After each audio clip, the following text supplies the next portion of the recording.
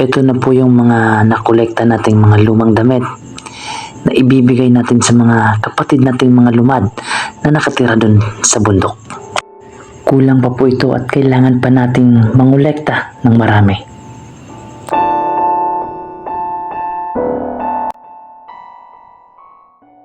Habang binabaybay po namin ang kabundukan ng Bakibato, ay nakita po namin ang kahirapan ng mga tao na nakatira dito.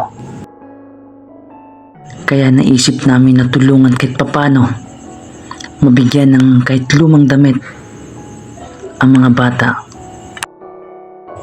Kaya naisip kong mangolekta na lang ng mga lumang damit para sa kanila.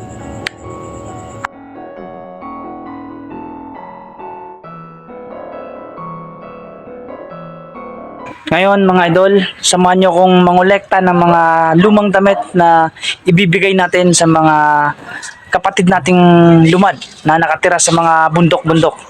Ngayon, pupuntahan natin yung mga bahay-bahay. Baka may mga damit silang mga luma na hindi na nila masusuot at pwede pang suotin.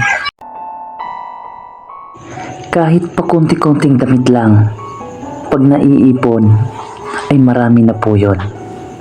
Malaking bagay na po.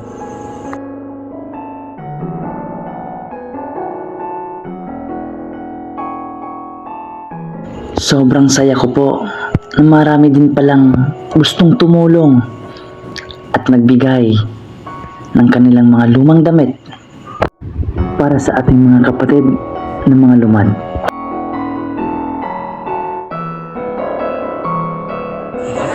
Pero sa tingin ko po ay kulang pa po ito.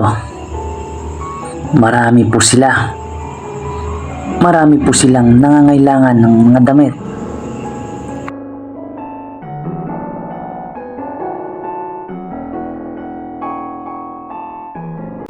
Ito na po yung nakolekta natin mga idol.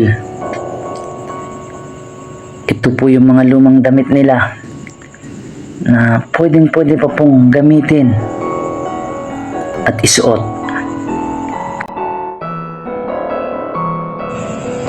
Sa mga nanonood dyan, baka may mga luma kayong damit na hindi nyo na isusuot o maluwag na sa inyo o masikip. Pwede nyo pong i-donate niyan dito.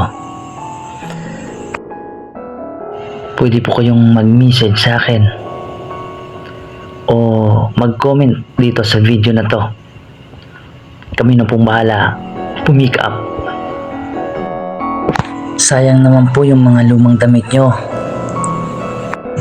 Para naman mapapakinabangan ng iba kaysa itapon o masira lang. Mas maigi na yung mapapakinabangan ng iba. Next Saturday pa po namin to ibibigay para naman madadagdagan kahit konti.